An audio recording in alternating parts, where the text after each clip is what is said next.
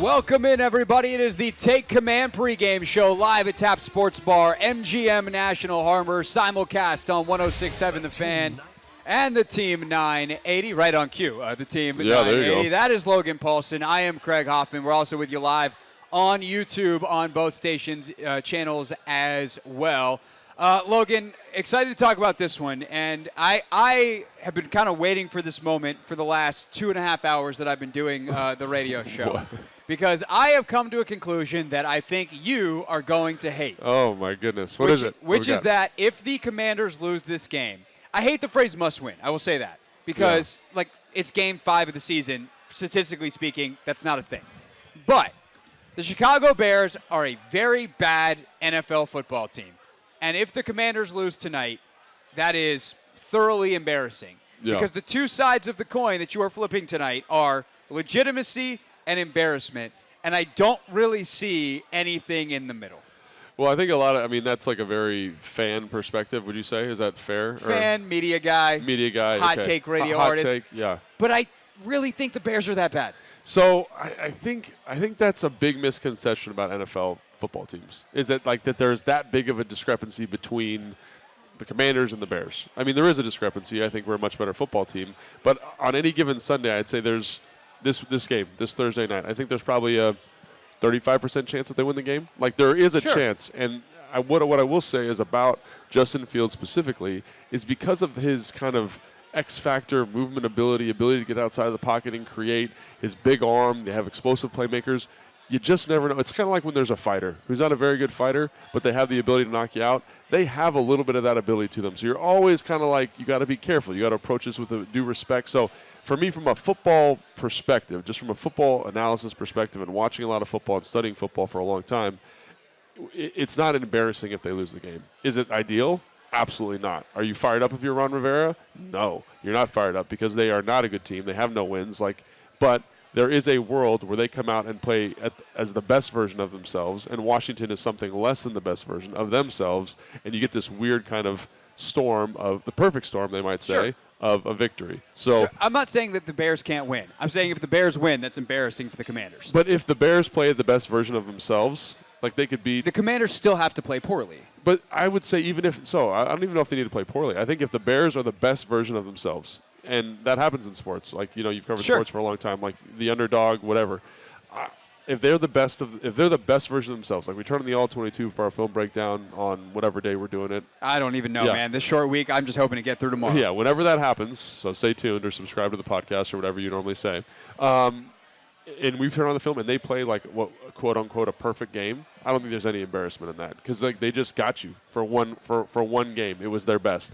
And so as a player and as and a coach, that happens sometimes, and it's so frustrating because you want to kind of micromanage all the variables and control everything you control. But sometimes a guy like Justin Fields is on a heater, and you just get him at the right time. And he played pretty good last week, and the Denver Broncos were kind of oh my gosh, that is happening to us right now. And then Justin Fields reverted back into a pumpkin and made a couple bonehead mistakes at the end of the game. And also the Broncos were coming off a game where they gave up 70 and are very bad on defense. Yeah, they're not great on defense. A couple coverage busts help with that for sure.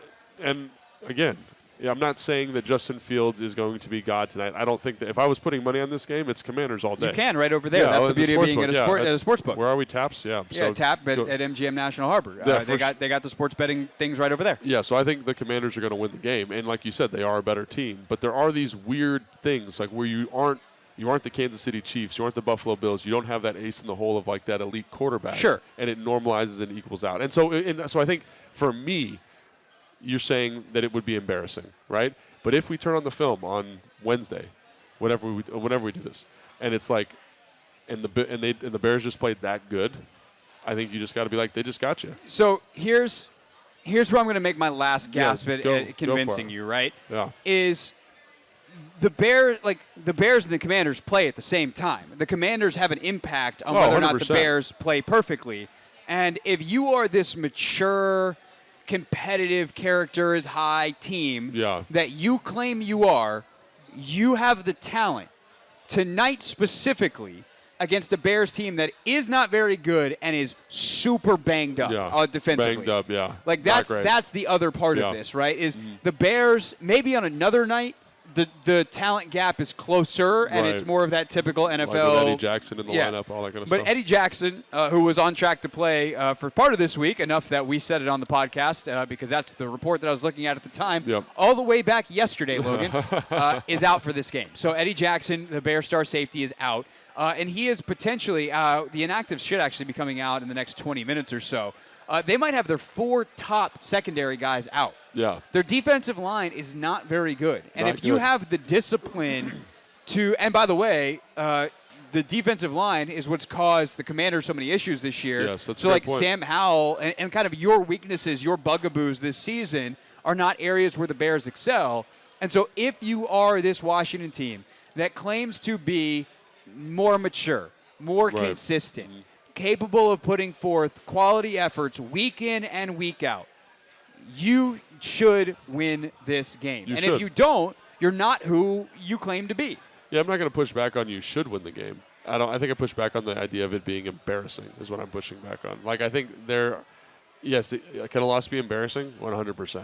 If the Bears come out and play above their skis and they're hot and they're riding a good streak of variance, it wouldn't be embarrassing. You just got them at their best, and you might not be at your best or whatever it is, right? So that's what I'm pushing back on. They should win. Like, everything you just said is 100% true. I just think there is a world where they lose, and it's not embarrassing. So that's my thing. But there is a world where they lose, and it is embarrassing. You know what I'm saying? Like, I guess that's what I'm saying. It's like I don't like the hot takey, like, hey, it's embarrassing, and they lose, the Bears are terrible. And I don't go there very often. No, I know, but we're doing a bit, and it's good, and I like it. It's 70% a bit. I know, but I do think that when you are most dialed up, this is you like on some kind of weird scale, and I don't even know if it's 70%, but yeah, I get what you're saying. But I think the point I'm in all 100% seriousness trying to make is the Bears really, by NFL standards, are not very good. And that is something that we cannot say very often. Like when we were preparing for week 1 and doing this show talking about the Arizona Cardinals, it's like they're not bad. Like, look, they're not good, but like you better show up and play. Yeah. There is a version of this game. Different. This feels different. There is a version of this game where the Commanders do not play very well and they still win. Like decisively win. That does not going to feel great either. Yeah. That's going to be a weird week of radio, a weird week of podcast. But like, the Bears are not very talented at very important spots, and they are also depleted from their level of talent down to something that is even worse. And because of that, I think if I'm the head coach, in this case Ron Rivera, that's got to affect my game plan. If I'm Eric Bieniemy, that's got to affect my game plan. The way that the Bears win. If I'm Jack Del Rio, it's got to affect my game plan. 100%. The way the Bears win is they hit a bunch of explosive plays and the Commanders turn the football over multiple times. Yeah. Outside of that, there shouldn't be a way that the Bears win. There's a million but I think that's so correct, how do you if we agree on that and we get out of the bit for a second and give actual analysis, what do you do, like, from a coaching standpoint? How do you prevent those things from happening? This is one of those classic games, in my opinion, where like the game plan is important, obviously, but it's really about the player. It's always about the players, but this is even more of a players game, and how you motivate the players to come out and say. And it's so hard to do, and I wish there was. If I knew how to do it, I'd be making zillions of dollars being a coach and consultant. But there is a thing where you can say, like, hey, we need to have this mentality, and we're going into a fight. We should physically dominate this team. We should technically be better than this team. We should tactically be better than this team. And for whatever reason, that playing down to your opponent's level, that happens all the time. And how, as a coach, do you motivate that group of playmakers to not do that? It's really what it comes down to. So Ron has got a pretty good history of saying, like, of motivating his guys. EB has a pretty good history, at least in this short sample size, of getting that done. So I'm not that concerned about it. But to me, that's what this game comes down to: is Ken versus an inferior opponent versus inferior talent versus an offense that's kind of all over the place. I will say again, last week against Denver, they kind of found a little bit of an identity. Can you say we are the better side and play like the better side for 60 minutes and not have a lapse in the third quarter of 5 minutes where you turn the football over and they return it for a touchdown, or there's an explosive play, or whatever it may be? So details of that game plan and how that all goes is where we go next. Kevin Sheen joins us at 7. We check in into FedEx Field with JP Finley at 7:30. It is the Take Command pregame show on a Burgundy and Gold game day.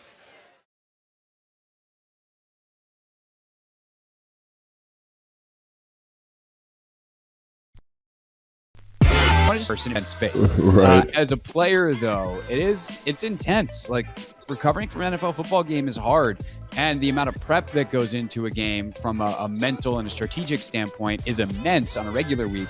What are those things like on a short week?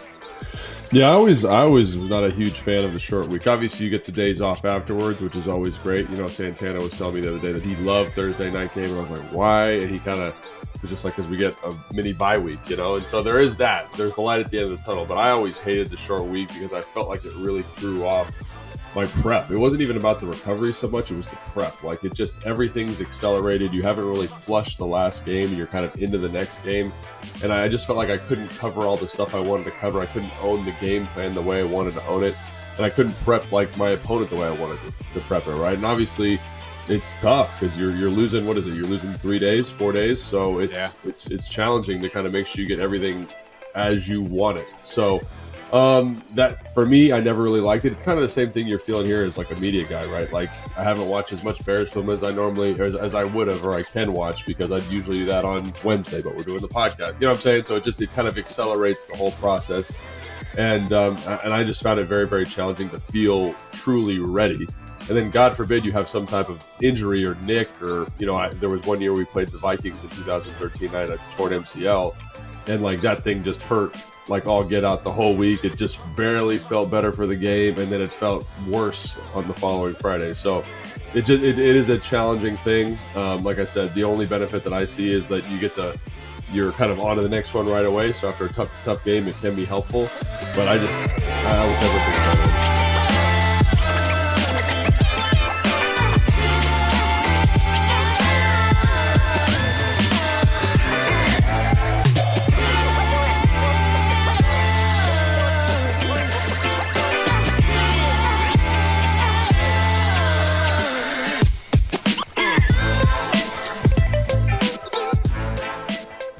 I think Jack, because of the softer coverage structures, is going to be like, hey, man, like, will you trust our front to kind of handle this and play good football? And we'll just kind of play a softer coverage structure back here, and good luck trying to find an open guy. Because I will say Justin Fields, at his worst, cannot read a defense like a lick. So I think if I'm Jack, I'm kind of saying, let's do what we've been doing, which I know a lot of fans get freaked out about, but I actually like that in this game, to kind of say, hey, let's just be a little bit more conservative. Let's make them earn this, because I don't think, when you look at the game composition, that you said this, Denver had a bust for a tight end touchdown. They had a bust on like a 3rd and 2 where the corner's trying to jump the out, and he hits the go to Rondale Moore for like a 45-yard gain. Those are the types of plays you can't have. Like, make them, this is a type of offense, make them earn every inch. And 5-yard increments, I don't care, because they will screw it up at some point. They're not talented enough on the offensive line. The quarterback's not talented enough.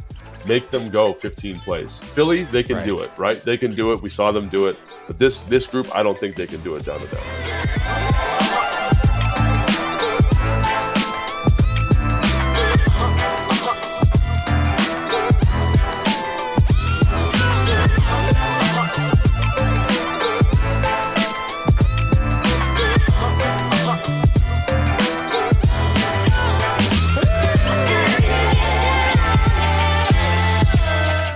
Live from Tap Sports Bar at MGM National Harbor, I'm Craig Hoffman. He is Logan Paulsen here on the Take Command pregame show, also streaming live on YouTube on this Burgundy and Gold game day at the Team 980 and at 106.7 The Fan. All right, Logan, Bears Commanders tonight. Yep. We've talked about kind of the mindset going in, from us as outsiders. But if you're inside the building and you're putting together a game plan, there's a couple tactical things that then come out of that mindset. If you know you want to prevent turnovers, you want to prevent explosive plays, because that seems like the way the Bears can get into it. You know, you always joke with me, like, okay, good analysis, just saying those two very obvious things, but how do you actually go about them? Let's start with Jack Del Rio. Sure. And what he's thinking. For me, I'm not playing a lick of man-to-man tonight. Yeah. I'm making Justin Fields sit back there and read his own defense. I'm not giving him the back of jerseys that he feels like he can go out and run. but you know more football than me, so what would you do? No, I think there's a lot of good insight there. I think when you speak in absolutes when you're cultivating a game plan, you're probably wrong. Like, we always want to run the ball, or we're never going to play man. I think there are situations where you want to play a little bit of man coverage just to kind of throw a different pitch in there. Obviously, you want to live in zone, live in kind of that zone match world as much as possible, kind of limit those throwing windows. And, again, be more aggressive. But one of the ways to stop RPOs, to stop some zone read stuff, is to play a little bit more man. And you get that plug player that kind of matches the quarterback wherever they go. So there are pros and cons to everything, but I would agree with you on the whole, stay in more zone. And the other thing I think I just would be preaching to the DBs this week is just do your job. You don't need to be extraordinary today. You just need to be, solid. No explosive plays. Keep everything in front of you.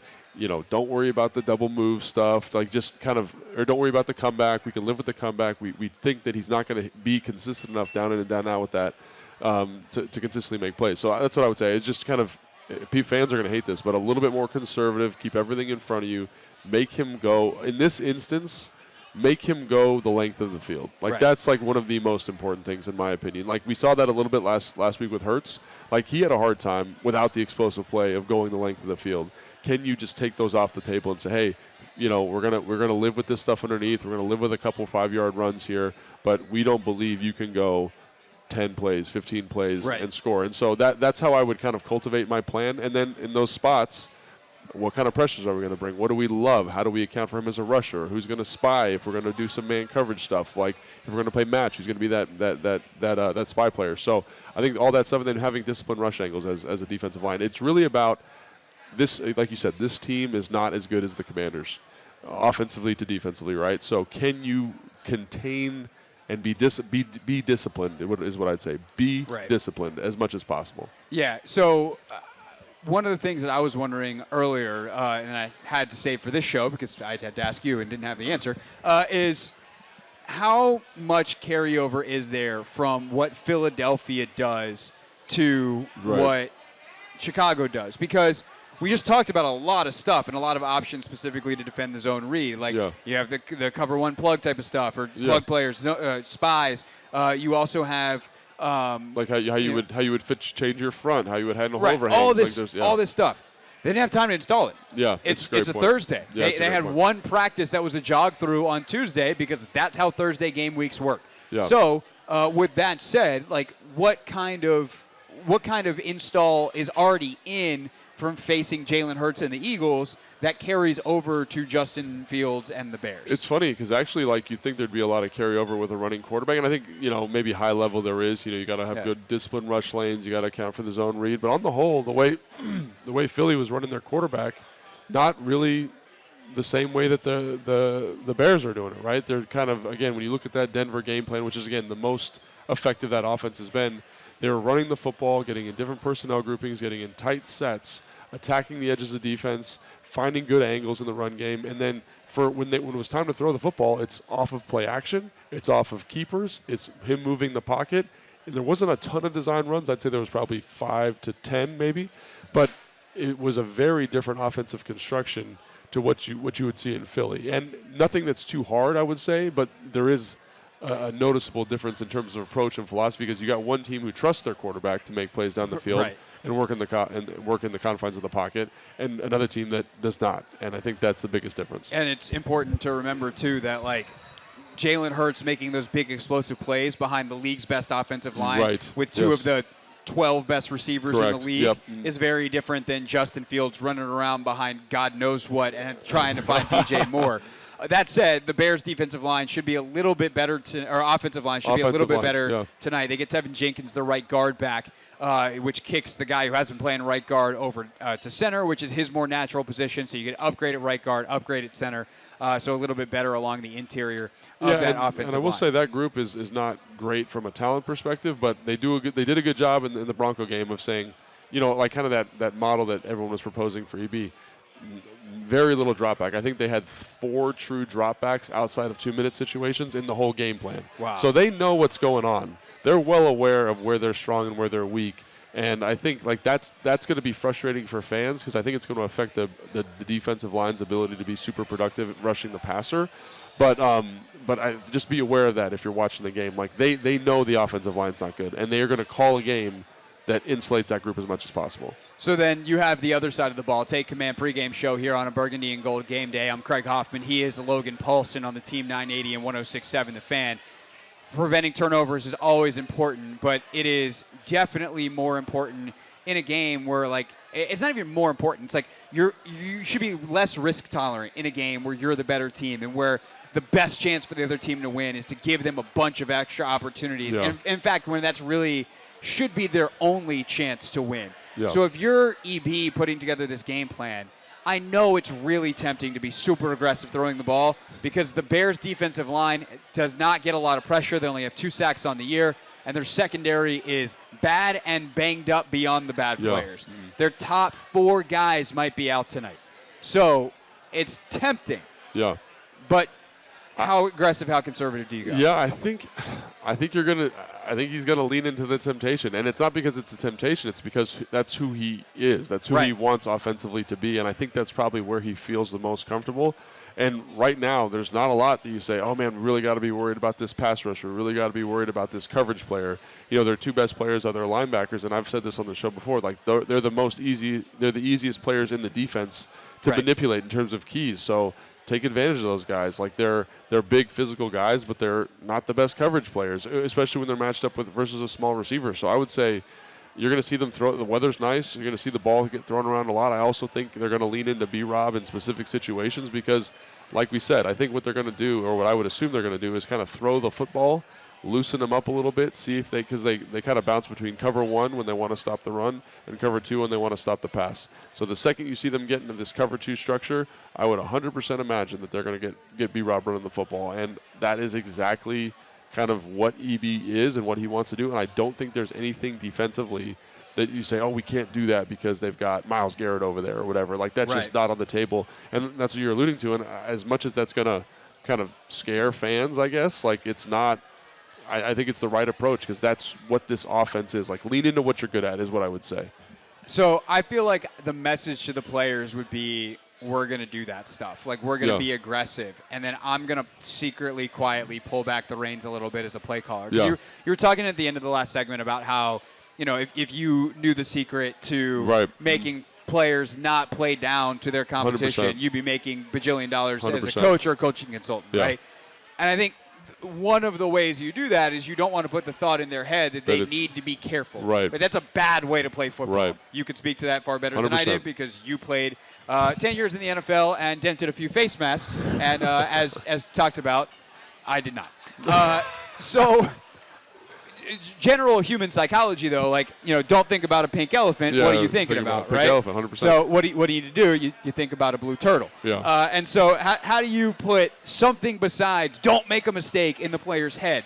With that said, as a play caller, you can still pull in the reins. You can say, hey, we're going to go be really aggressive. I want you guys to, you know, I have EB in my head now. Go get it. Yeah. Like you said, every play at training camp.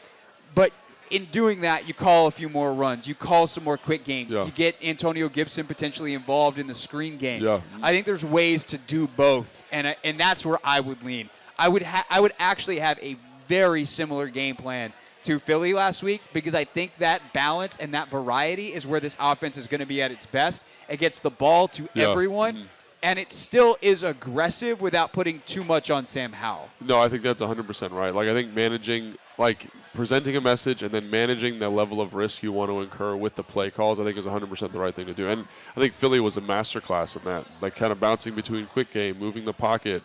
You know, he cited that sprint rollout that they did on that 1st and 10 when it kind of felt like they didn't really have anything going, and the offensive line was kind of on their heels a little bit. Great call, you know, running the football. I love the balance and kind of the rhythm they were able to get, and their ability to convert on 3rd down was excellent. So and I think he was managing risk. They were much more deliberate about when and where to take shots, and I do think that's going to be kind of at the forefront of this game, is outwardly messaging the team and saying, like, we are going to dominate them, but also as a play caller, keep it in your head saying, this is what Sam likes to do. Let's make sure he's comfortable. Let's find this rhythm. Let's find this spot, and then we'll take advantage of Sam feeling confident, feeling good. I'm also curious, like, the relationship between Rivera and Bieniemy, too. Are they at a point in their relationship where Ron can tell Eric, I want you to go. I want you to be aggressive. If I think you need to pull back, I'll tell you. Yeah. Like, where are the reins getting pulled? Those are some of the interesting inner workings that can happen. within a coaching staff, within a game, players, etc. And all goes into the beauty of NFL football. Yeah. When we get back, Kevin Sheen joins us. He always joins us 30 minutes into the Take Command pregame show. We'll also go live to FedEx Field in the next hour, get the scene of things from JP Finley. That all still to come here on the Take Command pregame show. The Team 980, 106.7 The Fan on a burgundy and gold game day.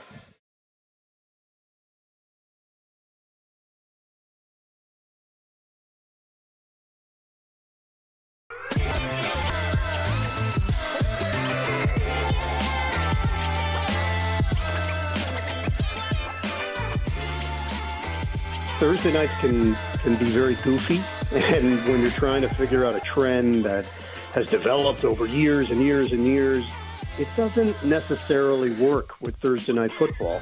How certain teams handle the quick turnaround, what happened the week before, was it a physical game? Were you disappointed at the end, and now you don't have as much time to really soak it in and turn the page, so you're turning the page before you've actually dealt with it or processed it. There's so many factors that come into play. I think about the game last year. I don't know how much this has been brought up or how much you've thought about it. Ian, we've tried to flush that game from our memories here, as everyone else on planet Earth should, because, God, that was awful. Washington at Chicago was among the worst Thursday night games that I've called in my career. I remember vividly in the middle of the game thinking, this is the bottom. It's not going to get worse than this. And obviously, Washington got on a little bit of a roll and started to find some wins, and hopefully they were trying to plant some seeds for this year, which you can see signs of. Chicago, it hasn't gone well since then. It's not as if things have changed a whole lot. So I think every game is really its own entity, and I hate to try to generalize what Thursdays are like and how one team is going to benefit over the other. This is a game, if you're Washington, you're looking at your schedule, you're saying, hey, we don't want to be the ones. We don't want to be the ones that end this losing streak for Chicago. And there are legitimate concerns on the Bears side. If they lose another game, there could be wholesale changes with that team on the coaching staff. It feels like one of those kinds of games.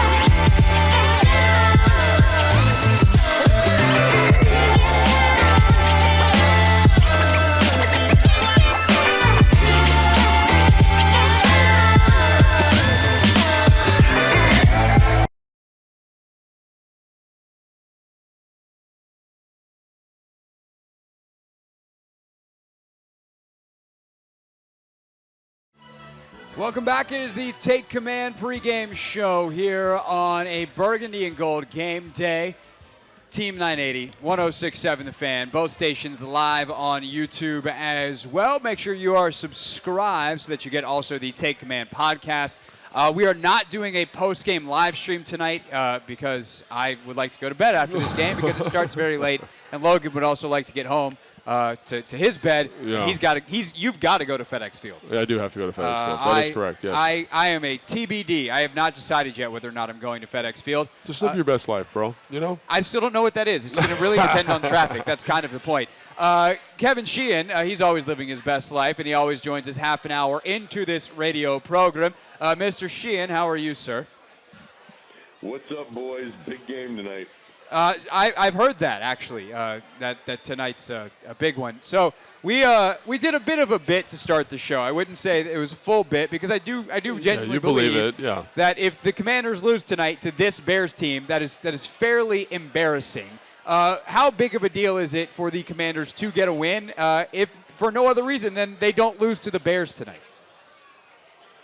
Yeah, I mean, I think, first of all, like if we're just in the moment, meaning this season, and not thinking super long term, they've got a chance here over the next 3 games where they will be favored, at least in 2 of them, I would guess, minimum, to get themselves into contention. And by the way, if Sam plays well again tonight in front of a national stage, they're going to be viewed as kind of a team on the rise. Not San Francisco, not Philly, not Dallas, probably not Detroit.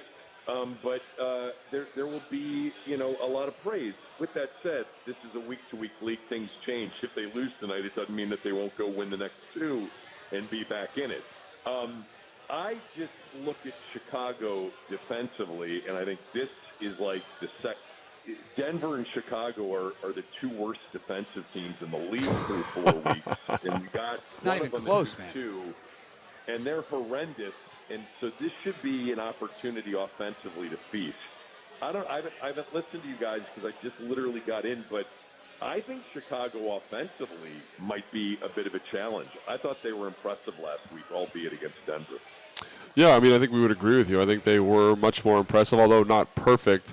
But, I guess going against this kind of defense, like what's your expectation for Eric Bieniemy? I think that's something that I find really interesting. Do you kind of, I don't want to say you go turtle, but do you stay true to who you are, or do you kind of shift the gear because this team's not very good? Well, I mean, if they do what they did last week, they may find that they'll run for more yards per carry. I think they could run. He's got a menu. A buffet menu of options here tonight. I think they could run it down their throat. I think they could go quick game. I think they could screen them to death. It just looks like a defense that is really awful. With that said, and I'm curious, Logan, I'm wondering if they're just going to come after Sam all night long and take a beating on big plays if that's what goes down, thinking maybe he'll hold it and maybe they can make a couple of plays. But I think they could run it for 4.5 to 5 yards per carry tonight with Robinson Jr. and Gibson. I think the quick game will work. Everything they did last week, which I thought was perfect, and probably a lot more will work. Yeah, I mean, I think that's really good insight because they kind of do everything. And do you come after them? That's kind of not been their MO. They've been much more conservative in terms of their defensive approach. So it would be a big departure, and maybe that's what you need in a game like this, where you need a spark, need something to get you going. You mentioned defensively there are going to be some challenges. What is the biggest challenge outside of Justin Fields, would you say? Well, I actually like their skill position players. Sure. I like DJ Moore. I like Cole Kmet. I think Herbert's a good back. I think they've got other speed guys like Velus Jones and Tyler Scott, who they use, in some jet sweep stuff and reverse stuff. I actually think they've got guys that can get open. I think the key will be to make sure that Justin Fields doesn't get off schedule and extend plays, because that's when he's dangerous with his legs and with his arms. I think he throws it pretty well. I understand, that it hasn't been smooth, and they played Denver last week, but he was 16 of 17 for 232 yards and 3 touchdowns in the first half. The ball hit the ground once, and I thought that they really looked good against a bad defensive team. Washington did the same thing to Denver. Everybody's done it. Obviously, Miami did it to them. but I like some of their skill position players. I don't love their offensive line. The rookie Darnell Wright has actually had a decent start, but he had some penalties, some key penalties last week. But yeah, I just think I'm not down on our defense. Let me make that clear. I think they've just played two of the best teams in the league, and I didn't think they played that poorly, honestly, against Buffalo. But with that said, it's the mobility of Fields and what he does when a play kind of breaks down. I mean, he had two incredible off-schedule touchdown throws against Denver. He can just hurt you if he gets loose. They ran a ton of bootlegs last week and play action. He's still dual threat with the zone read. I think he kept it twice and, handed it off once. I think he's talented, but there must have been and there must be a disconnect between him and Luke Getsy, their offensive coordinator. Oh, you mean that hug that they gave each other didn't fully convince you, Kevin? No, it didn't, but I bet that there's a much better feeling off of what they did Sunday versus the first 3 weeks of the season. For sure. Both of these teams kind of come into this game off of losses, but probably more confident about playing well tonight, even though they came in off of a loss. Kevin Sheen, of course, the Kevin Sheen Show, 10 a.m. to 1 p.m. on the Team 980 each and every day. You can also listen live on the free Odyssey app. Obviously, the biggest problem for the Commanders defensively last week was the big explosive plays given up, specifically by Emmanuel Forbes. What did you make of Rivera this week, like being pretty honest about Forbes, where he's at, and kind of what that says about Forbes and what Rivera thinks is an ability to withstand some public criticism and where that kind of puts him going into this week? Well, Craig, if you remember, he kind of implied that there were some struggles the week before the Philadelphia game. Right. When he was asked about Forbes. I mean, that was kind of the first indication that, he isn't quite there yet. And yet they went into that game and they had him covering A.J. Brown too much. So, how much of that was on him and how much of that was on, what they decided to do. I don't know. I hope it's going to be interesting to see what they do tonight. Logan, who gets matched up against DJ Moore, and then who checks Cole Kmet? Because he's actually pretty damn good and a big dude that can run. Yeah, and I think when you say those matchups, like to me, the best matchup corner you have is Benjamin St. Juste. Like Craig and I have talked about that a lot, and so to me, that's the matchup. And then for Cole Kmet, I think you have one of the best coverage safeties in the NFL when it comes to matching up with tight end, and that's Cam Curl. And so if you're looking for matchups in man-to-man situations, that's it to me. And you have the personnel to do it, and that's what I thought they were going to do last week, but they gave Forbes a nod, and maybe they thought, here you go, step up, young fella, in a big situation. They haven't traveled a corner under Rivera in a long time. They pretty much traveled Forbes with Brown last week.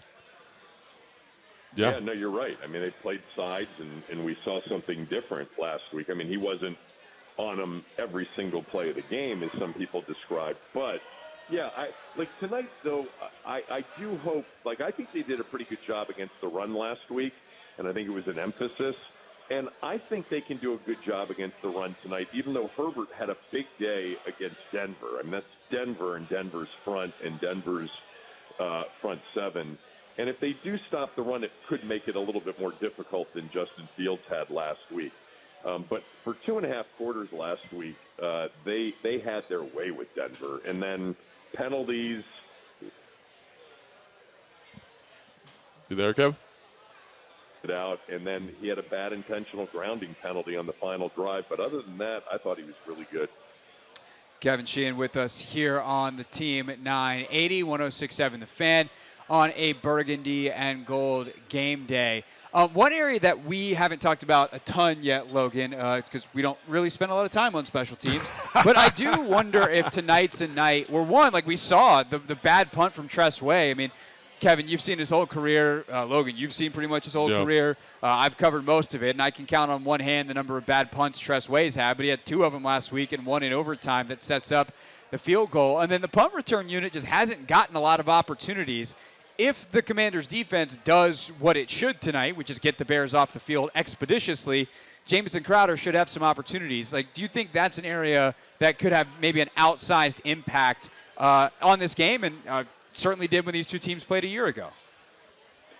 Yeah, I mean, the flip side is, if the offense gets off the field, Tressway's going to go out and punt. Hopefully we don't see many punts, because that punt in overtime was a killer on Sunday. They've given up yards that I think, per DVOA, they're the 29th ranked special teams unit in the league. The only thing that we, can take some solace, I guess, from is that, the field goal to avoid the shutout apparently got Cam Cheeseman on a snapping roll, because I think every snap was good last week. Did I miss one? I think you're right. Perfect. That shouldn't be something we're super pumped about. It should just be par for the course. Yeah, but if you talk about it, then, something ain't right. And it's funny because I was curious when he said, he didn't want to put Sam in another drop back on 4th and 19 at the end of that Buffalo game.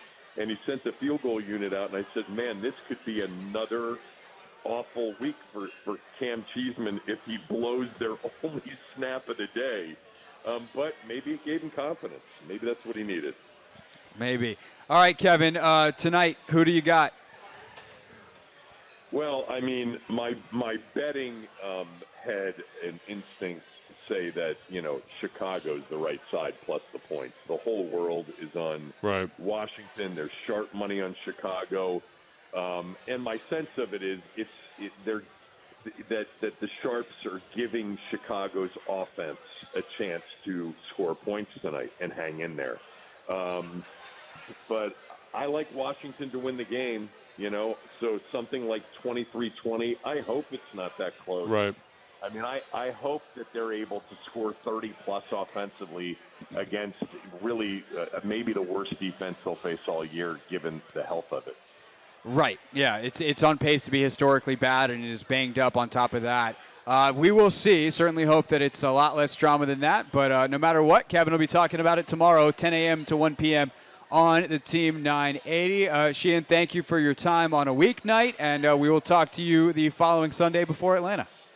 You got it, guys. Thanks. Thanks, Kevin. Kevin Sheen with us, everybody, here on the Team 980. Logan, some sad news to pass along. I don't know if you've seen this yet on the TVs up here, but odd that it happens tonight with Commanders playing the Bears. But Bears legendary linebacker Dick Butkus has passed away at the age of 80. One of the true legends of the game. And actually, let me pull this up real quick. The commissioner of the NFL released a statement moments ago, as obviously people are remembering Dick Butkus. Dick Butkus was a fierce and passionate competitor who helped define the linebacker position as one of the NFL's all-time greats. Dick's intuition, toughness, and athleticism made him the model linebacker whose name will forever be linked to the position and the Chicago Bears. We also remember Dick as a longtime advocate for former players and players at all levels of the game. The Dick Butkus Award and his foundation honored achievement on the field and service to the community among high school, college, and NFL linebackers. Dick was a champion of clean sports,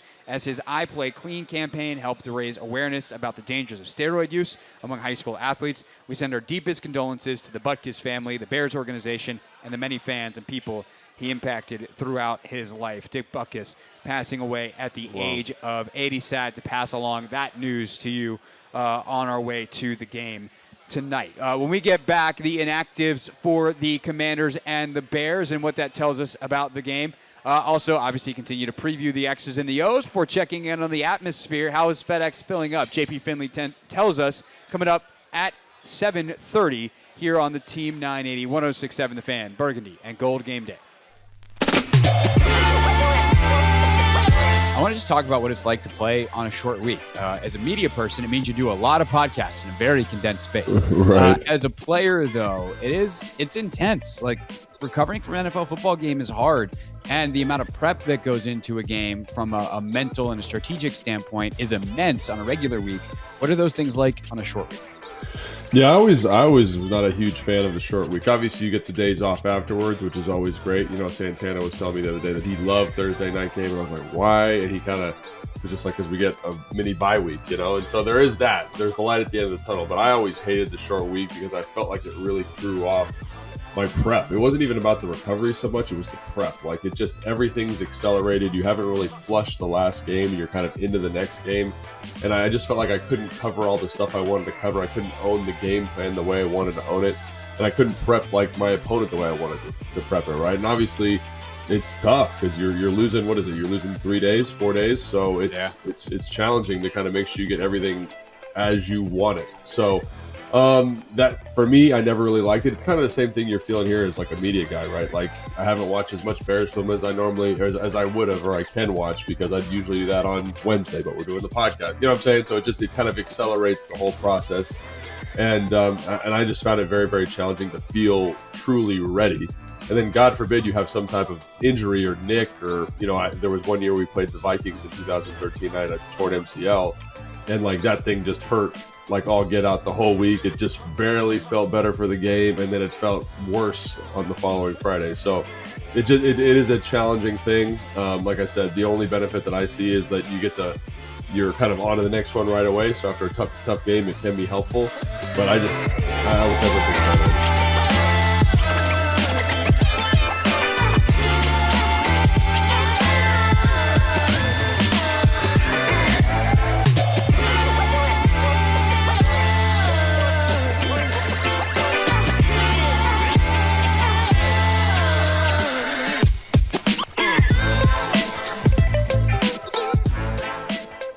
I think Jack, because of the softer coverage structures, is going to be like, hey, man, like, will you trust our front to kind of handle this and play good football? And we'll just kind of play a softer coverage structure back here, and good luck trying to find an open guy. Because I will say Justin Fields, at his worst, cannot read a defense like a lick. So I think if I'm Jack, I'm kind of saying, let's do what we've been doing, which I know a lot of fans get freaked out about, but I actually like that in this game, to kind of say, hey, let's be a little bit more conservative. Let's make them earn this, because I don't think, when you look at the game composition, that you said this. Denver had a bust for a tight end touchdown. They had a bust on like a 3rd and 2 where the corner's trying to jump the out, and he hits the go to Rondale Moore for like a 45-yard gain.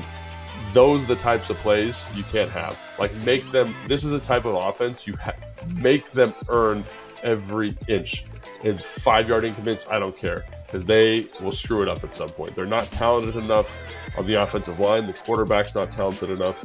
Make them go 15 plays. Philly, they can do it, right? They can do it. We saw them do it. But this group, I don't think they can do it down to down.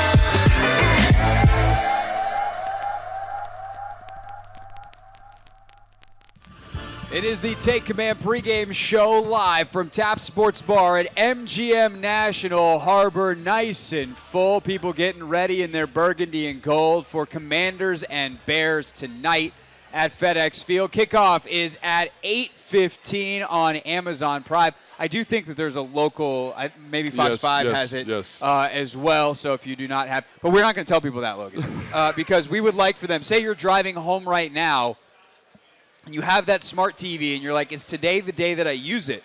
Do I just go to my usual cable, or do I use the Amazon Prime app? There's also the YouTube TV app, and you can watch us all the way up until kickoff. So Team 980, 106.7 The Fans YouTube page. We are streaming live, so check us out there. If you're on your way home right now, just flip us on, and we'll be previewing the game all the way up until kickoff. Kevin Sheen just joined us. JP Finley will join us in a few minutes from FedEx Field. But there was something Kevin said that you wanted to unpack a little bit. Yeah. Basically, he said that, the defense isn't good, and I think we both agree that it's not good. Logan, if I had $1 for every time I looked into this camera and said the Bears' defense is not good today, yes, I would have at least $7. Yeah.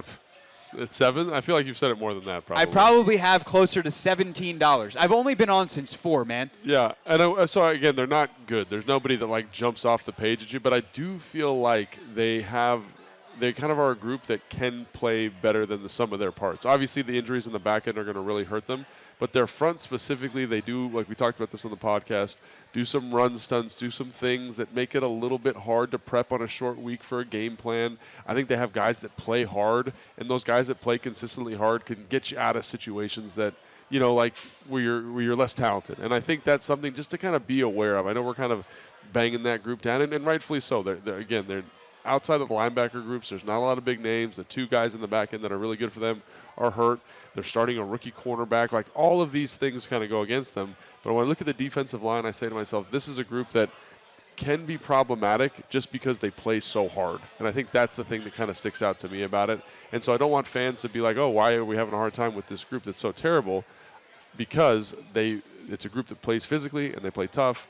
And like I said, like, that is something that has a lot of value, I think. So it's a group that you have to beat. They're just very capable of being beat. Yes, they're not correct, necessarily going to beat themselves. And the way that, frankly, the Bears' offense will beat themselves if you let them. Like, the Bears' offense is mistake-prone. They'll commit penalties. They'll commit turnovers. All you have to do is force them into long drives, and eventually they will take care of themselves, and they will give you the football, or they will hinder themselves in some major way.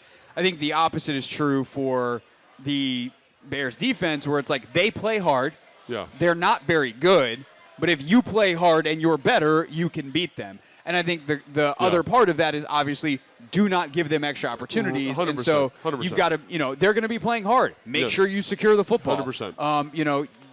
The way you call plays, like, don't put Sam Howell in a bad spot to throw picks. Yeah. But also Sam Howell, like, please do not throw interceptions. No one ever throws them on purpose, but and not to be cautious with the football, but like, let's be decisive and make sure you're on it. And again, that goes back to the game plan, like you're talking about, just making sure that it's very clean for Sam. Don't overcomplicate it.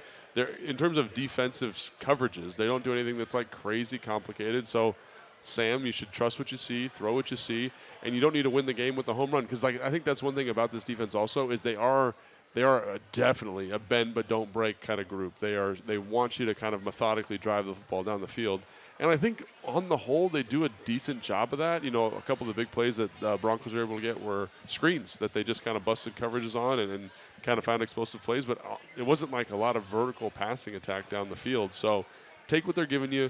Don't force it, and trust that you're the better side and you can win this thing out. I've been kind of banging the Antonio Gibson drum this week. I think that the screen game is something that the Commanders theoretically do well.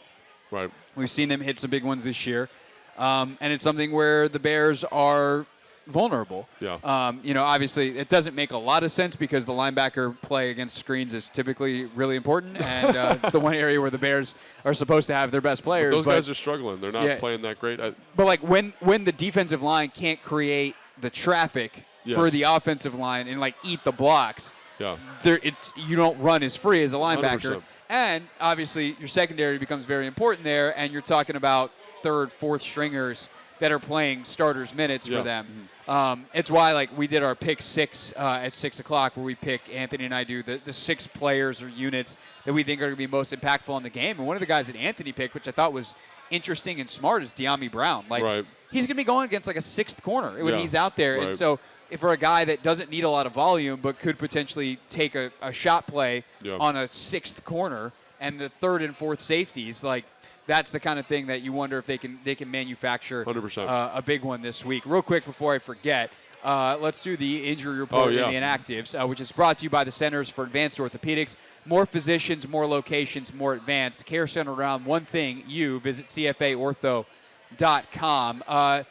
Pretty much who we expected, with one exception for the Commanders. Chris Rodriguez remains out. He had the illness and was questionable. Turns out he's not going to play, so Derek Gore gets the call-up. He actually, it says, added to the active roster. I don't know whether that's a call-up from the practice squad or I think that's what that means. It's just funky language as opposed to they signed him and are releasing someone else. Other than that, KJ Henry, Trent Scott, Chris Paul, Curtis Hodges, Mitchell Tinsley, as has been largely the case since week 2. for the Bears, they have legit injuries, and they are banged up in the secondary, starting with number 4, Eddie Jackson, who you will not have to worry about running around going, who the heck is number 4 for the Bears tonight. He is very good, but he is inactive and not playing. I believe he's got a hamstring injury. Jalen Johnson also not playing. Deron Harmon and Aviante Collins, their backup tackle. And then Deontay Foreman's been out for a while as well, the running back. And then Chase Claypool he's never going to play for the Bears again. I think it's the simplest way to put that. He is not getting along well with the staff there, and they have basically sent him away. Out personal reasons is the official designation. Oh, wow. So that is his second straight game. It's better for them, honestly. For a guy that they traded a second-round pick for last year. 33rd pick. I mean, it's basically a first-round pick. You traded basically a first-round pick for that guy, and he's out of the building. And they're better offense with him not in there, honestly. Like they are. Like the backup, Equinemius St. Brown, is a good football player, but kind of one of those guys that's just steady. He's going to do what he's supposed to do. He's going to do his job. And, what's the other receiver's name? Number DJ 11. Moore? No, number 11. Mooney. Yes. Mooney. He does an excellent job of creating explosive plays. I just think those guys, you want on the field more. They are where they're supposed to be. They play with good effort, and it elevates the group. It's obviously Claypool is more physically gifted than those guys, but gosh, get that guy out of there because he was really, really hindering that offense. So yeah, and then he was like, "Yeah, I'm open all the time." It's like, okay, I don't know. Okay, we'll see. We'll see you never. He had a couple of drops too. We'll see you when we tell you where we're trading you. All right. When we get back, we will stop we will stop into FedEx Field, virtually speaking. JP Finley will join us to set the scenes. Commanders and Bears on the field. Chicago wearing their classic white uniforms, blue helmets. Commanders going with the alternates tonight, the All Blacks. Oh, nice. I've seen a couple of the waitresses around here actually have some of the All Black uniforms on. They look sweet. I know a lot of traditionalists don't like them because they're neither burgundy nor gold, but I think as just a matter of fact, they look pretty sweet. So they'll bust those out tonight on Thursday Night Football. But what's FedEx Field look like as it starts to fill up for the third straight sellout of the year? JP Finley tells us and gives us his take on the game. Next, it is the Take Command pregame show on a burgundy and gold game day.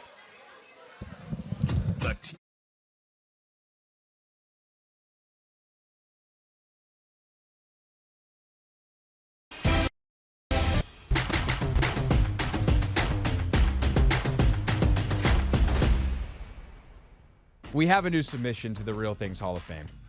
The F-35 is a fighter jet that the military has. It is very expensive. Very expensive. The F-35 program costs the U.S. government / the military over $1 trillion. Like, this is one of the most expensive things in the U.S. government's budget is the program that makes these planes. Each one is incredibly valuable and expensive.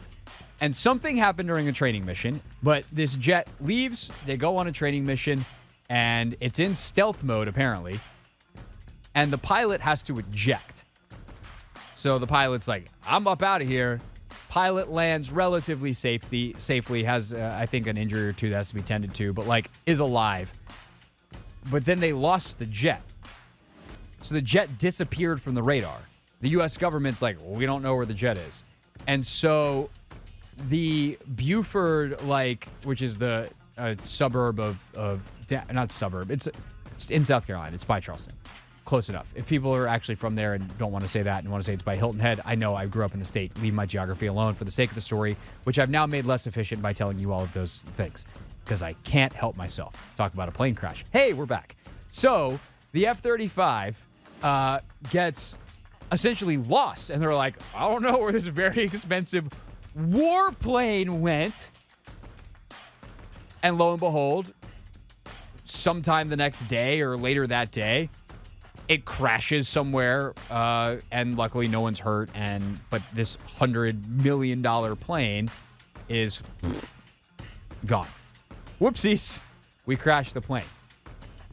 And this is an eyewitness account from a Charleston area television station of someone who heard the crash. In the bathroom taking a shave, and I heard a screeching, between a screech and a whistle.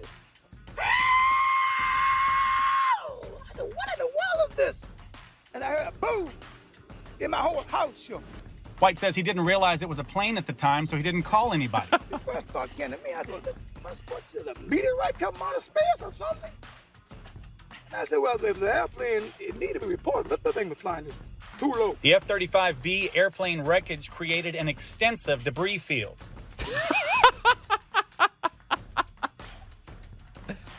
That voice, we gotta get a drop for the voice because it might be better than Steph Curry's. I was gonna say, I feel like we have to do a comparison. Can I pull this off with? Yeah, okay. So I had to compare or see if I had enough channels on the board to do this. But we got Steph Curry here. We got Charlie Brown here. And we got our mans here. His is better, though. I think his is the best one. His is definitely, it's not quite Charlie Brown. It's definitely... It is the Take Command pregame show live from TAP Sports Bar, MGM National Harbor. Logan Paulsen there, Craig Hoffman here on a burgundy and gold game day where the Commanders are about to take on the Chicago Bears at FedEx Field. We go there right now and check in with JP Finley, fresh off your television, fresh into your radios. JP, of course, host of B. Mitch and Finley on 106.7 The Fan. JP, what's up, man? Set the scene for us at FedEx. Oh, no, he dropped. Oh, JP phone played a game on us, Logan. Oh, played a game. Played hide and go seek, and he won. It's funny. I was just watching the warm-ups, we got NFL Network in here. Yeah. And one of the things that always sticks out to me is it gives me, flashbacks to when I was playing because you see him out there without the tops on, then you see him out there with the pads on, and it gives you, man, they're so close to kickoff. Even though, when you're doing the warm-up on the field, that feels like such a long way out. Here on the show, I'm like, oh, my gosh, that's, right around the corner of the game, and they're still just doing this or whatever. You know what I'm saying? Yeah. I know it is something that this should be an off-season podcast for us. Yeah. I think NFL warm-ups are weird. They're way weird. Think about this. They are out here throwing 7-on-7. They've gone out. They've done an individual warm-up. Then they go out with no pads on. They're just out there running around. Some guys just walk laps around the field. Yeah, and then the next group comes out, and then you'll do throwing with the quarterback, and you'll do a whole set of route tree there. Then you go in and put your pads on. Then you come out in segments. Which, by the way, is like a warm-up in itself. Yeah, it's a big deal. Suck to get on. It's a big deal. And so then you come out in segments, and it's oh, well, the kick returner goes out, the kicker goes out, and it just takes so long. You're there 3 hours ahead of time, and you're warming up. When we started the show, they had just started their warm-up. So right. that was, what time was that, 6 o'clock, 6:30? 6:30, So, yeah, that's kind of unbelievable when you look at that. And, during that whole time, JP Finley's just talking on television. And then he gets off television, and then his phone drops, and then it starts working again. And now we're back. JP, what's up, man? Hello, fellas. Boys, what's going on? How you doing? Doing well. Happy to have you here to set the scene for us. What is the crowd like? What was the parking lots like? It's Thursday night football in D.C. We know traffic's going to stink. The crowd might be a little bit later arriving than it would be on a Sunday morning.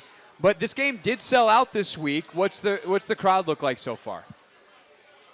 It's starting to fill in pretty good. I mean, kickoff's still probably 45 minutes away.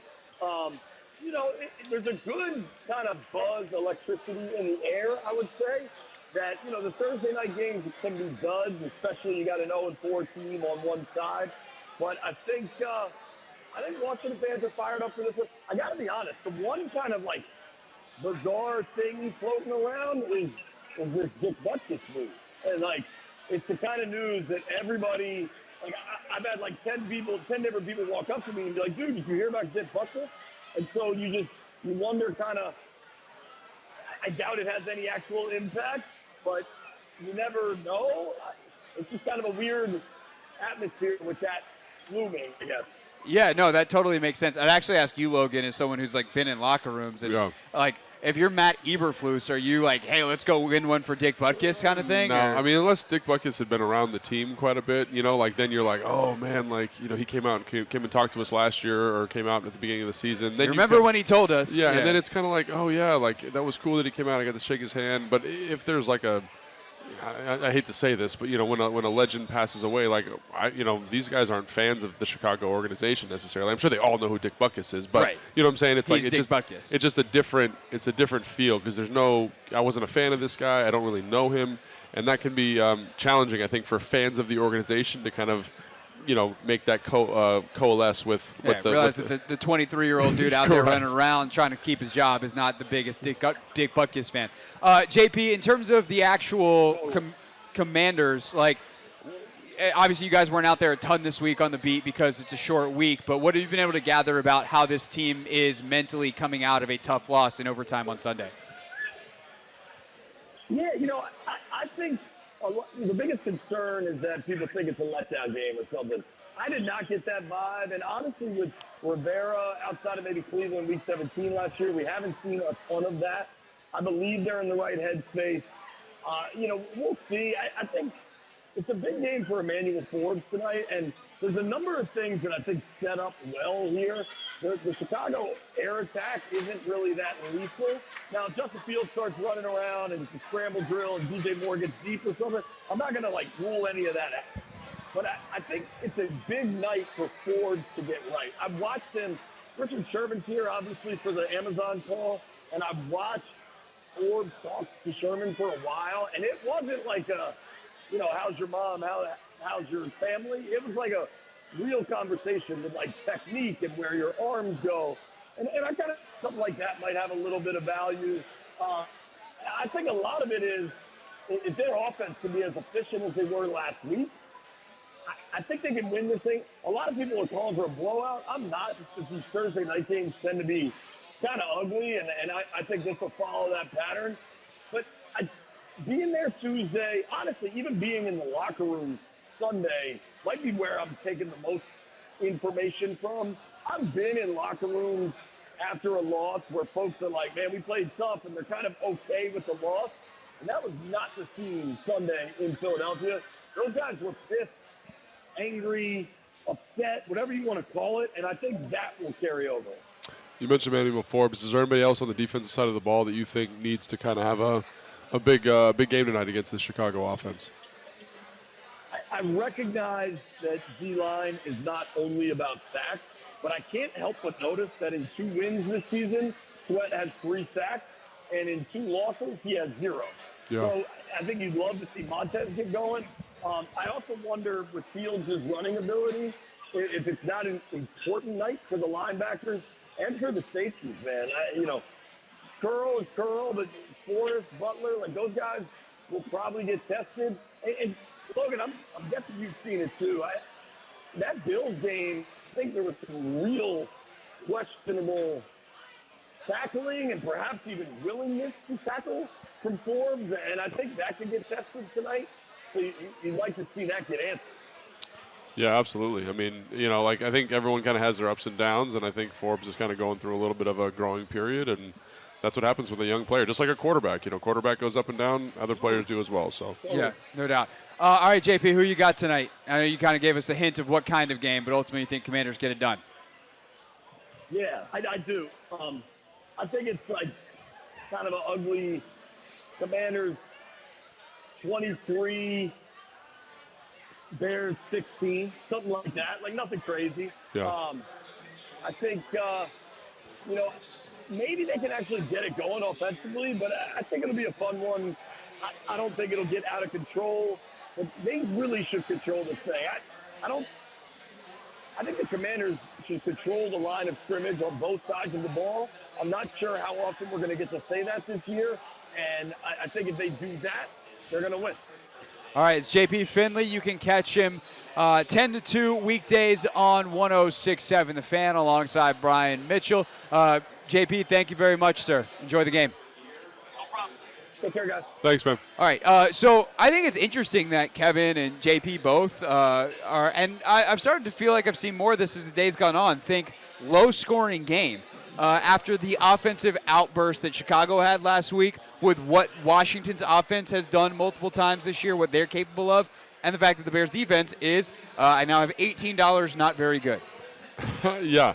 No, I think I think it's the Thursday night game. That's the vibe I'm getting because it's just so hard to get a good offensive game plan in, be nice and crisp with everything. I think that can be really, really challenging. I think it leads to a less efficient product on the field. I think 24 seems about right. 27, maybe I'd probably say. I think it'll be a little bit more efficient than 24, just because the Bears' defense is a little bit in flux. But again, the short week is so impactful because you don't get to detail up what they're doing. You don't get to detail up the coverages as well. So you get some mistakes that you would normally get on a normal week of prep. So I kind of get that, and I think that's why this Thursday night game is traditionally kind of, you know what I mean? Because like it's just so hard to get those guys right. Can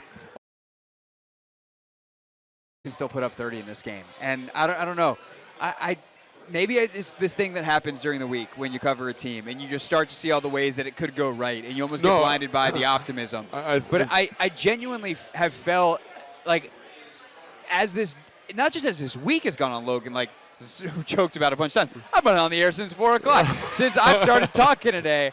That like You're talking really yourself into it. I literally am talking myself into it. That I think the Commanders, for once, will do, and maybe this is the Josh Harris effect. Like, if this team is who they say they are, they come out and not like dominate, like wow, they won 50-0 type of deal, but like they handle their business 30-10, and maybe it's 21-10 or 21-14 in the third quarter, but they pull away and they win it 31-14. And they have control of the game. I think I don't think the score necessarily is indicative of how the game goes. Like there's certain games you watch on Sunday and you're like, oh man, that team absolutely dominated, but the score is, it's 17. Most games are finished under a touchdown. Yeah, it's 17-24, but that one team was dominant. I think that's kind of what you're alluding to. I expect a performance. They can definitely deliver a performance like that tonight. And it's just about, like, again, the maturity of the team, the maturity of the coaches, like how well they can get ready in the week. And this is not great analysis, but when you're playing a bad team, limiting their explosive plays, limiting the times you turn the football over, it prevents a bad team from staying around. And I think that's really what you're looking at here ultimately. And it's not sexy, but it's because the one side is so undermanned at the moment. Right. You got to just handle your business, and are you mature enough to do that? That's why we got this guy. That's the good stuff right there. I've been talking since 4, and he said the thing that I've been trying to say since 4 in about 30 seconds here at 7:41. When we get back, it'll be just after 7:45, and we will talk more about the Washington offense before we check in at the top of the hour with Denton and Linnell, the Burgundy and Gold in-game show. We'll check in with those guys and ultimately pass it on to them for the game. We are just over 30 minutes from kickoff here on a Burgundy and Gold game day. This is the Take Command pregame show live from Tap Sports Bar at MGM National Harbor.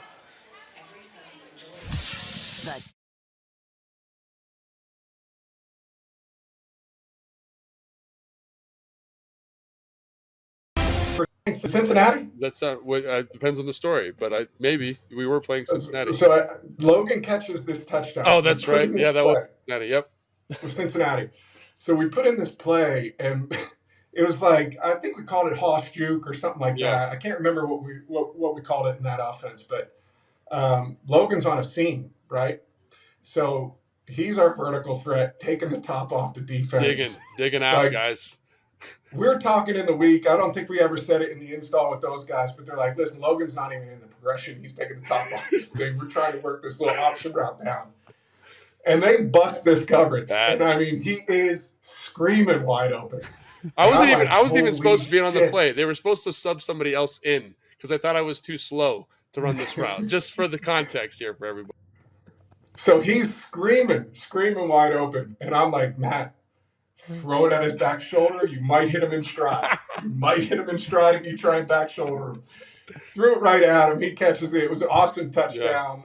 Just the celebration afterwards was so much fun. For me, it was always fun celebrating the touchdowns with the guys that didn't score them all the time.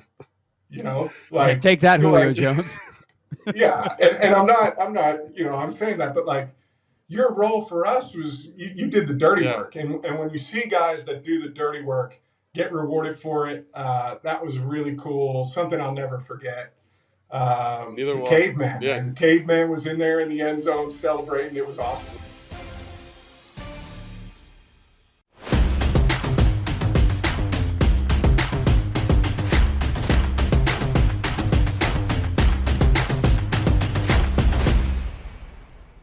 there was this play where we call it like it was, what is it, 19 Zorro. So basically like versus a 3-4 structure with an outside linebacker who is Von Miller in this case, I would get help from the fullback, like on inside help. So I could be really aggressive on my reach, really violent to the reach.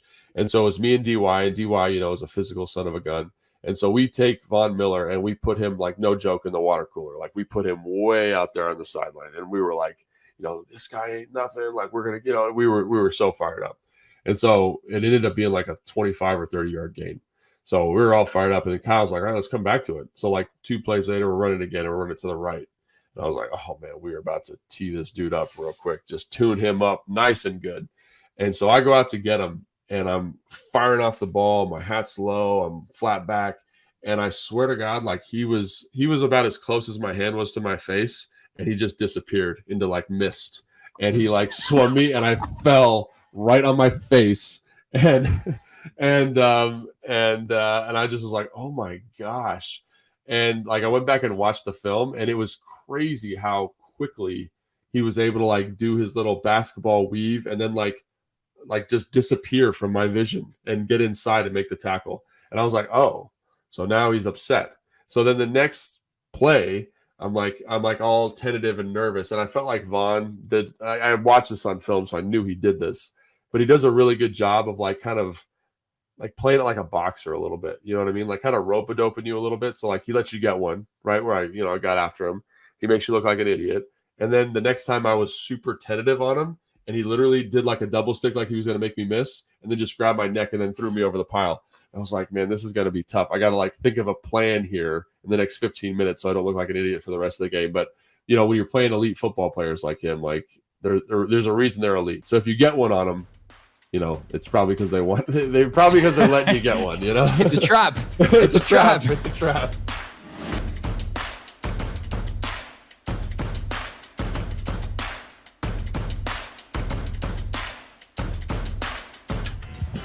Continuing live from Tap Sports Bar at MGM National Harbor, Craig Hoffman, Logan Paulsen here on the Take Command pregame show. Live as well, not just on the Team 980 and 106.7 The Fan, but if you're getting home, getting ready to watch the game, when you flip on your smart TV to flip on Amazon Prime, flip us on first on YouTube at 106.7 The Fan or at the Team 980. We'll be right back there tomorrow as well, Logan, in the morning. We're not going to be live, but we're going to record our instant reaction podcast with the night's sleep in between. At least some amount of sleep. Yeah, I mean, not a lot, but we'll get it done. Yeah, so we'll record that in the morning, put it out pretty immediately after. So make sure you're subscribed for the full episodes of Take Command at 106.7 The Fan or wherever you get your podcasts in audio form. We're watching up on the TVs right now on the Prime pregame show. Taylor Rooks talking to Terry McLaurin. Mm-hmm. I do kind of wonder if this is a big Terry game. Terry's a guy that shows up in big moments. This obviously is a Thursday night national broadcast game. The banged-up Bears secondary. Sure. He should have opportunities. Again, we talked about this a little bit earlier in the show, but you want to get your playmakers involved always as an offensive coordinator. What opportunities present tonight for Terry, Jahan, Curtis Samuel, the best 3 arguably for the Washington Commanders? Well, this is going to be kind of a boring answer, and I'm well aware of that, but it's going to be a little bit of more of the same, right? I think one of the things that this offense does a really good job of is taking what the defense is giving you. And I think, to EB's credit, they did a good job of getting Terry some targets early on some stuff that, like, for example, he was supposed to run an out route. It converts versus press coverage. He gets press. Sam finds his best matchup, throws it to him, right? So that doesn't present itself unless the DB's pressed up and he likes that matchup, right? So I think if Sam is facilitating the way we've seen him facilitate, I think they're all going to get their touches. They'll all find explosive plays, and it just kind of depends on who's going to have the hot hand tonight against this defense. It's, like you said, it's banged up. They're not going to be able to put their best foot forward, I don't think. But I don't think you need to force anything. I think you let the offense come to you, and I think you'll be all right. I also think, though, that there are opportunities, obviously, to get these guys, like, yes to everything you said. This is a yes and, not a yes but. No. Yes, and there's also going to be opportunities by design. And I'm curious to see what the Commanders can do with some of those tonight. The touches that are designed for Curtis Samuel, the touches that are designed for Antonio Gibson. Those are the 2 players that typically get the most of those kinds, your screens, et cetera. But I kind of wonder, too, like, they've used Terry as a screen player in the past. to get him nice, easy touches, easy completions for Sam, and he's so good with the ball in his hands. I wonder if you see one of those tonight. Dotson, and maybe we should stop down on Jahan for a little bit because he hasn't, and he has the huge catch to tie the game last week, but he has a ton of targets, not a lot of catches. What's the disconnect there, and how can they get him going tonight? And hopefully that's something that when you play better teams moving forward can carry over because he carries that confidence with him. Yeah, I think the thing with Jahan that sticks out to me is I feel like there's at times where you see kind of everything that you saw in training camp and everything you saw last year that made him really special. But at other times I think he's still adjusting. Everyone has little adjustments they need to make to their game, and I feel like he's kind of getting used to the more physical side of the game, if that makes sense. Like there's times where I feel like, man, if you're a little bit more competitive here, if you competitive's the wrong word, a little bit more aggressive maybe is the right word, a little bit more deliberate about getting this guy's hands off you, like you're going to be wide open, And I think that's one thing I'd have to say is like continue to ramp up his physicality to match the physicality of NFL DBs, and that's something I fully expect him to do. I think he's fully capable of doing. I think very highly of him, and I think it's nice having Terry in the same locker room as you because Terry's excellent at that. Like he's excellent at kind of those contested catches and fighting, and I think that's one thing that if I was calling attention to the fans, like the difference between college and high school and the NFL is you have to be physical as a route runner. Physical. I don't care how fast you are. Like you watch Tyreek Hill, you watch Randy Moss, any crazy receiver, they're physical, working through DBs and getting off of contact, and I think that can be a tough adjustment for a guy, and I think that's kind of what, and this is just my opinion, but that's what I'm seeing from Jahan, and I think, like I said, I think he's going to continue to improve with that. Yeah, we'll see what he can do tonight. Obviously, big night for everyone here on a national TV game. What was it like? We've talked about this in the past, but we actually haven't had a chance to talk about this week. Nature of a short week. Like the schedule is just wacky. Not just Thursday night, but playing on a night game. Like you're used to get up, you have your breakfast or whatever it is that you fuel before the game. To have to wait around all day for Thursday night football, it's miserable. I would imagine it's miserable for us watching it. Like, what's it like having to wait to play on it? I mean, it's, the NFL season is weekly, right? And so you're kind of getting these rhythms. Monday is this, Tuesday is this. And anything that disrupts your rhythm is very challenging. And a lot of guys hate night games because it's so disruptive. You're kind of used to waking up and going. Here you wake up and you kind of have to simmer all day long until the game rolls around. And I know guys hate it. I kind of liked it because I could kind of nap and kind of take it easy and big nap guy. Big nap guy. But even then, you're not really sleeping because you're thinking about the game. You're like, did I study that enough? Do I need to review that one more time? Do I have that if they call that? And so it's a weird day. It's a weird day. And as I got older, I got better at handling the night game. Like I'd go out and go for a walk and get some sun, get out of the hotel, kind of get that circadian rhythm working a little bit for you. But it's never straightforward. So a lot of guys are going to be doing this for the first, second time in their career, and they don't have their system set up yet for those late night games. So pending what happens week 18 versus Dallas, this is the last time they'll have to deal with it. The other two games that aren't 1 o'clock Eastern kicks this year for the Commanders are both on the road on the West Coast, so they'll be 1 o'clock local time at Seattle and at LA. One of them after the bye. That is Sunday, December 17th in week 15. And then the Seattle game, I just lost it on the schedule, Sunday, November 12th. It's a lot of games right there, man. I know. It's, what is it, 18 of them? No, 17 plus a bye. Plus the bye week. That is how that goes these days. Celebrities out, by the way, at FedEx Field tonight as well. Right now, Carissa Thompson interviewing the great chef David Chang. If you're not a big Netflix guy, are you? I am a Netflix guy. What is he? Ugly Delicious on Netflix. Oh no, is it good? Oh, it's so good. You gave me a recommendation recently. It was Drive to Survive. You gave me that. Yeah. I watched that. It was great. Loved it. You already threw all 5 seasons? We started other way. So we started with the 5th season and worked our way backwards. Oh, so we watched season 5 and then we're like, this is great. Let's start over. Then went season 1 and went all the way back through. Yeah. So it got to a point though where it was like so far removed in the past. It was kind of like, what are we doing? So, but we really enjoy that show, and now my wife and I are kind of F1 fans a little bit. So there you go. Racing Qatar this weekend. Can't wait for it. Yep. But David Chang there, who's a Northern Virginia guy, and he I guess is doing a feeture with Amazon Prime, meeting up with Doug Williams and who's that? Darryl Green is there. Darryl Green. Yeah. Like, who's the third guy there, along with the fourth guy in that quartet? I don't know. Yeah. But anyway, somebody. Magic Johnson is at the game tonight. Oh, nice. So he'll be up in the ownership suite.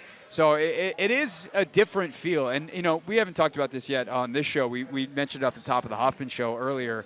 at 4 o'clock. Like, what a difference a year makes, too, for the Commanders and Bears. You know, week 6 last year was the game.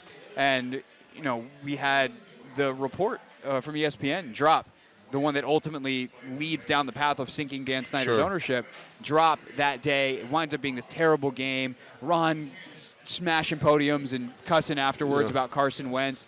And you think about how much or how different it is. I mean, and you see it from the inside. Obviously, you do your work for us here at The Fan and the Team 980 and Odyssey. But you also work for the team. Like, you know, to the extent that you're comfortable, like, how different is it inside the building day to day to have all that stuff behind and kind of the general optimism, not to mention the improvements that are happening in a variety of places around the building compared to a year ago? Yeah, I just think the vibe is just much more optimistic. And again, like, it just seems like there's like kind of this ominous cloud, you know, that I guess is associated with Dan and all of the stuff that Dan had brought into the kind of the orbit of the organization. And to get him out of there, I think you just guys get a little bit more upbeat. You know, coaches are like, we get to talk about football now, and that's kind of exclusively what we get to talk about. You know, when you listen to John Keim's podcast, he's talking about how, like, you know, now in Chicago they've got all these different things to talk about, and it kind of feels like the shoe's on the other foot a little bit, because that used to be us as the Commanders organization, the Commanders media. So I do think that there's a lot more optimism, just even in the building, even amongst the players. Because think about it, man. Like, how many? I mean, even when I was here, how many questions did I have to answer about, you know, something that was unrelated to football, not necessarily related to Dan, but something that Dan had brought into the orbit of the team. And I think that is something that it might not weigh on you that day, but over the course of a year, 2 years, over the course of a career, it can be very... It's almost a weight you don't realize is there until it's lifted. Until all of a sudden you're like, whoa! Until I went to Chicago, I mean, that was wild. Going to Chicago, it was so different. It's just like the media didn't feel so adversarial because there wasn't these talking points, right? It wasn't like these things that they needed to ask you about. Like, oh, what do you think about changing the name? It's like, oh, I don't really care, you know what I mean? Whatever it is, right? And so that was really nice. And to get that juxtaposition between the two organizations was great. And now obviously they're kind of flipping roles here a little bit, you know, from when I was playing. So the one thing they have in common is the stadium. They're trying to figure out their stadium up in Chicago, still trying to figure that out here. Obviously that is kind of the big thing on the Harris Group's to-do list, but they've already done so much, and it's on a national TV display tonight at FedEx Field. Logan Paulsen there, Craig Hoffman here for another 20 minutes or so on 106.7 The Fan and the Team 980. And then we give way to Linnell Willingham and Denton Day for the Burgundy and Gold Game Day live show. That is coming up in about 20 minutes, and those guys will hop in with us next. It is the Take Command pregame show on Burgundy and Gold Game Day.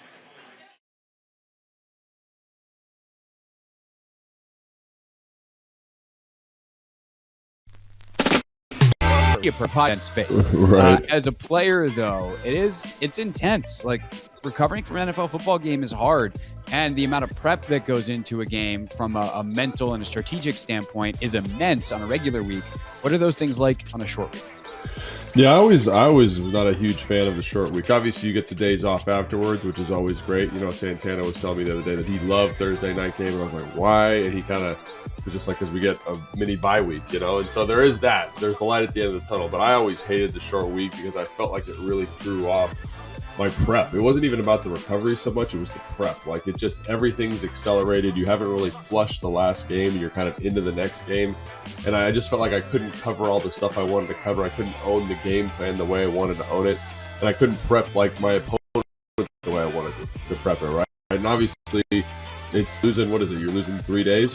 So it's challenging to kind of make sure you get everything as you want it. So that, for me, I never really liked it. It's kind of the same thing you're feeling here as like a media guy, right? Like, I haven't watched as much Bears film as I normally, or as I would have, or I can watch, because I'd usually do that on Wednesday, but we're doing the podcast. You know what I'm saying? So it kind of accelerates the whole process. And I just found it very, very challenging to feel truly ready.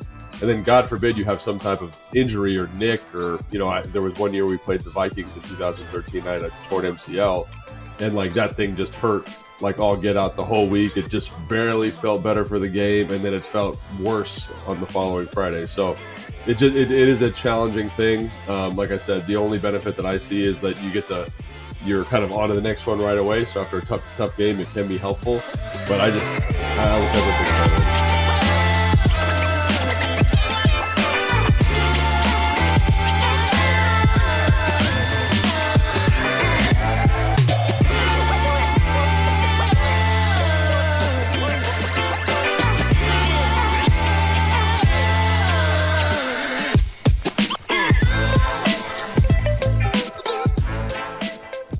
I think Jack, because of the softer coverage structures, is going to be like, hey, man, like, will you trust our front to kind of handle this and play good football?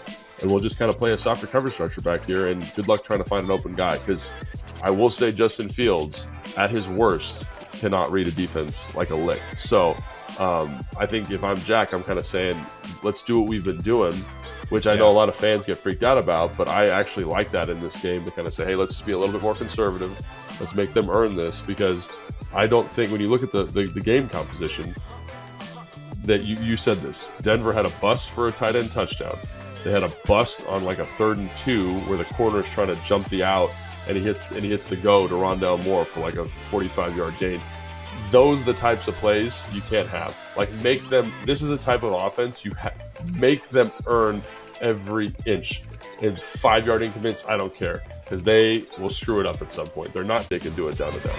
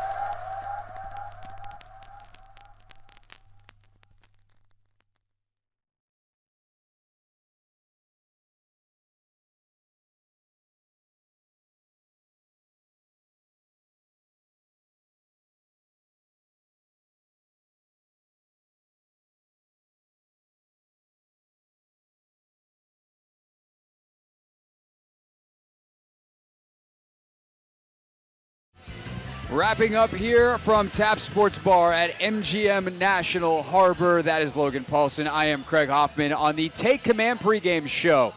And we are live on 106.7 The Fan of the Team 980, also on YouTube on both stations' channels, and, of course, the free Odyssey app. Following us, the Burgundy and Gold Game Day live show takes you through the game with instant reaction and analysis, your phone calls as well. Denton Day and Linnell Willingham at the reins of that, back in our DC studios. Gentlemen, how are you? Boys, how we doing? A nice Thursday night game. I can't complain. I'm hoping for a big dub tonight. What's going on, gents? Oh, there he is, Linnell. Gosh. We're 2 weeks in a row. He's good. I'm so excited for Linnell. Why are you so excited for Linnell? I don't know. I'm just excited to hear what Linnell craziness has to say. Like, Denton and I are very similar. We're very measured. Like, you can tell by the way Denton talks. Very kind of. I think methodical. Denton actually fools people. I think Denton occasionally has some crazy takes that are delivered smoothly. Yeah, I mean, maybe that's what it is. Maybe he's tricked me, but Linnell very accurate. But Linnell is delivering hot takes with very high temperature. Yeah, you see what you get. Yes, exactly. With the one and only Linnell Willingham. All right, so I like the way we did our deal last week. I think we found a good formula. So we're going to do our player to watch, and then I would like a key to the game in a statistical form. If the Commanders do X, or they can limit the Bears at X, then they will win. Did we do that last week? We did. Gosh, yeah, we did. Yeah. There's Eric Walden. Eric Walden hit that you took that we told the story of earlier. That may be having some effects on Logan's brain. CTE jokes, they're great for a football show. Anyway, the point is, Linnell Willingham, who is your player to watch tonight? My player to watch is on the offensive side of the football, and it's a guy that we probably all are going to be watching, Sam Howell. I think this is a really big opportunity for him tonight on a national stage to come out and prove to the country exactly who he is. I know here locally there's been some debate as to who is the real Sam Howell. Is it the guy that turned the football 5 times over against the Buffalo Bills, or is it the guy we saw last week nearly lead a big game-winning drive against the Philadelphia Eagles? So I'm excited to see what he's got. I mean, always eyes on Howell, but I think it is a good point that this is his first big national spotlight. Right. All summer he had a lot of pundits going, they're going with Sam Howell? Yeah. And tonight he has a chance to be like, yeah, they went with Sam Howell. This is who I am. What up? All right, Den, delivered smoothly. Well, who do you got? Yeah. For me, it's Emmanuel Forbes. He didn't have a great performance last week against A.J. Brown. He did the bit where he deleted his Twitter, which, by the way, I'm proud of him. Twitter sucks. It's a good move by him. But I'm a sucker for a good redemption story, and I think the way that he bounces back tonight, I'm assuming that he's going to bounce back tonight. I think that could be really be telling for what he's going to be as a player. So I think he's going to step up big. And guys, I said this morning with Sheehan. I think Emmanuel Forbes forces a turnover tonight. That would be great. Would love that. Good to see. I think for me, it's Brian Robinson. I think when you're looking at this defense, when you're looking at what, like we just talked about, I think everyone's going to expect them to throw the ball with high efficiency, and I think they will do that. But also, I think B-Rob's been, maybe the offense's most impactful player week in and week out in terms of consistency. So I expect him to get a lot of touches. I expect him to run behind this offensive line, them to take advantage of that matchup, and I expect a big day from him. So. Yeah, I definitely think that Brian Robinson can have a big day. I've been on the Antonio Gibson train all week, too. I think his usage tonight could be interesting. But the guy I'm going to go with, I'm torn between two. Okay. You guys took a lot of heavy hitters. You can do two if you want. All right. They're going to have to work together tonight, actually, very specifically, and it's Montez Sweat and Jamin Davis. Dude, I almost went that way. When you talk about the zone read game, those two are probably the most important players. A lot of it's going to happen on Sweat's side of the line. How does he play it? How's he asked to play it? How's he execute that? And a lot of that might be, hey, you go chase Khalil Herbert, and that leaves Jamin Davis to scrape over the top often and kind of be the spy for Justin Fields. So I think both of those guys and how they handled that element of the Bears' offense, which is a big element. And by the way, field in space in general, setting the edge, making sure that's difficult. Obviously, Chase involved in that as well. But Jamin is the kind of the spy guy, could play huge or are definitely going to play huge roles tonight. All right, statistically speaking, for instance, mine last week, to use as an example, was if the Commanders can limit the combination sacks interceptions to 4, I think they win the game. Turns out 5, they lose in overtime. Yeah. So because good of that stat. Yeah, because of that very stat, and only because of that stat. Linnell, what's your key to the game in statistical form this week? I think they got to shut down Justin Fields and the Chicago Bears offense. They bounced back last week in their loss against the Denver Broncos. If they keep Justin Fields and the Bears offense to under 275 yards of offense, I think they win. It's a very specific, yeah. I mean, the thing is, though, a lot of times you feel like to feel very good about it, that number would have to be lower. Yeah. But because of what the Commanders should be able to do offensively, the bar is maybe not quite as intense for the Commanders' defense. All right, Denton, what you got? Mine is very similar, but I think it comes down to turnovers. If they win the turnover battle, specifically, I think if they force 2 turnovers, they're going to be in a pretty good spot. We saw it against Denver. A big turnover really shifted that game. If you force Chicago to play from behind, and more importantly, if the offense is basically run through Brian Robinson because they got a lead, that means good things are happening. Yeah, absolutely. I think for me, it's probably everyone talks about Justin Fields as being the driver for this offense. To me, I think Khalil Herbert's a huge part of that. We haven't really talked about it a ton. I think if he's under 75 yards rushing, I think that's an opportunity for them to win. It means they're throwing the ball more than they want to. It's decreasing their efficiency on first down, so that's something I definitely think is going to be huge in this game. Denton actually legitimately stole mine, exactly what I was planning on doing, 2 turnovers. So I'll go with That's DJ. the problem with coming last, man. That's the problem. I think that's more great minds thinking alike. I think that's true. Also, it makes for boring radio if I just say what Denton said. But you know what's crazy is now I'm checking out all of Denton's takes. I'm really analyzing them. Is that too spicy? Is that hot? Is it just the delivery? If I could have had the take, then it's really not that spicy. I think it's kind of how I pride myself. Anyway, I'm going to go in a similar vein as you, Logan, with a different guy. DJ Moore's the guy that hurts you explosive in big plays, explosive plays on this offense. So if you can, we could frame this as his longest catch being less than 15 yards. We could frame this as 75 yards or less total. If he gets big chunk plays, the Commanders are going to be in a fight and possibly in trouble. If he does not, I don't think the Bears have enough other ways to score to ultimately compete with what I think the Commanders will do, or certainly what they're capable of, and I think what they will do offensively against this not very good, very banged up Bears defense. Yeah. Do I have $19 now based off of the running count? The $19 for the defense. The Bears defense not good. I think you're probably close to 100, man. That was a big point of emphasis during this show, which is good because it is. It's good analysis. It's hard to kind of spin that different ways. So. Yeah, they're just the Bears defense, not very good. All right, so we have a not very good defense against, I guess we'll find out, offense. And I guess we'll find out how consistent this defense is for the Commanders. Score prediction time, gentlemen, and then we'll let you take it from here. Linnell, get us started. I think Sam Howell starts his first primetime game, and I think he starts off. Hard out is 13-30. from this Washington offense. Chicago was banged up in the secondary, to say the least. I expect a quick passing game to work, and they'll take some deep shots as well. Give me Washington 35-20. Ooh, big score. That's a big score. Okay, Denton, what you got? What we got? So mine's actually very similar to that. The one thing that we see with Sam Howell is he's made a lot of young mistakes, but he's gotten better when he's been coached to get better. I think we see another strong performance from him this evening. I got Washington 31, Chicago 21. Wow, everyone's really spicy tonight. It's not going to get that much different for me. There's your preview of mine. What you got? I'm going to say 27-13. I think it's a Thursday night game, not super clean. There's going to be some mistakes, but ultimately I think the defense closed the door on Justin Fields, and I think the offense is productive enough, you know what I mean, in terms of efficiency. Maybe a defensive score in there. I kind of think Terry gets a little loose tonight. I think big game, under the lights, like packed FedEx Field. I think Terry might find the end zone twice tonight. That's more of like a bold prediction type of thing than like obviously if he does, I like the Commanders' chances. It is spooky season, right? So scary. Yeah, we're in October. They're wearing the black uniforms. It's all coming together. I'm going to go 31-17. I've been on the air far too long. I'm just delirious at this point, let's be honest. 31-17 Commanders. I just do really like the culture and the character that they built in Washington, where I think they can truly come out and take care of business. If they do, the scoreline should be in that range, so we'll see if they can do it. All right, boys, we'll let you take a nice little 2-minute break, catch your breath, and then finally some relief for me on these airwaves. All right, fellas, appreciate it. Dude. All right, Denton Day, Linnell Willingham, they'll be back with you for the in-game show coming up in just a minute. Logan, we got about 2.5 minutes here to wrap up. Any final thoughts in terms of game plan specifics that you really think impact this game?